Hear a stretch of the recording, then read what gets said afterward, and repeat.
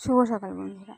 আমার ছেলেটা তো উঠেই গেছে ঘুমের থেকে, ওর ঘুমটা পরিপূর্ণ হয়নি, তাই ও সেই আম দেখছে, হাই তুলছে, ঠিক আছে।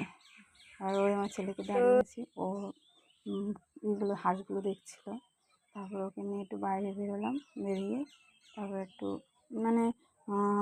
দেখাচ্ছিলাম হাঁসগুলো, গেটের পাশে গিয়ে হাঁসগুলো ও দেখছিল, তাকে কান্না করছিল ভীষণ। সকালবেলা ঘুম পড়েনি বলে কী করবো, ছেলেকে নিয়ে সারাদিন এইভাবে আমার কেটে যায়। এবার তখন আমি ব্রাশও করিনি, বেরিয়ে সকালবেলা ওকে হাঁস দেখাতে হবে, বাইরের জিনিস দেখাতে হবে, তাহলে ওর ভালো লাগবে, ঠিক আছে। তারপর শাশুড়ি নিয়ে চলে গেলো ওকে, ওর জ্যাঠামাসির সাথে, পাশের বাড়ির জ্যাঠামাসির সাথে কথা বলছে। আবার ঘরে আসলাম, ঘরে এসে ওকে নিয়ে আবার একটু আদর দিচ্ছিলাম, ও কান্না করছিল।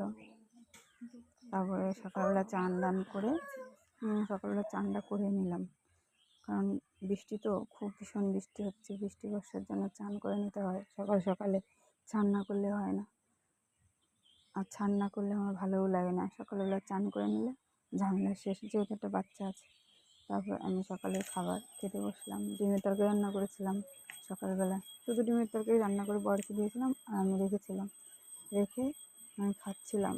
আর দুধ ছিল কালকে, বড় রেখে দিয়েছিলো, বলেছিল তুমি খেয়ে নেবে, তো সেটা খাইনি, ওতে হয়ে গেছিলো। তা খেতে খেতে একটা ভিডিও করলাম। এই আমার ভিডিওটি কী করবো, ছেলেকে নিয়ে ওই এক তরকারি ভাজিব, সকালবেলা রান্না করে দিতে হয়, তা বেশি পারি না।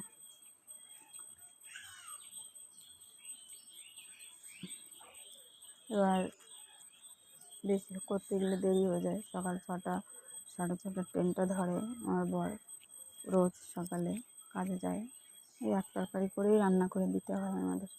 আমি করে দিই, যেটুকু হয় সেটুকু দিয়ে আমিও খেয়ে নিই, সেও খেয়ে নেয়, এভাবেই চলছে আমাদের দিনগুলো। ছেলে যখন বড় হবে তখন আমি 2-3 রকমের রান্না করব, তখন খাবো, এখন আশা করি না, ঠিক আছে।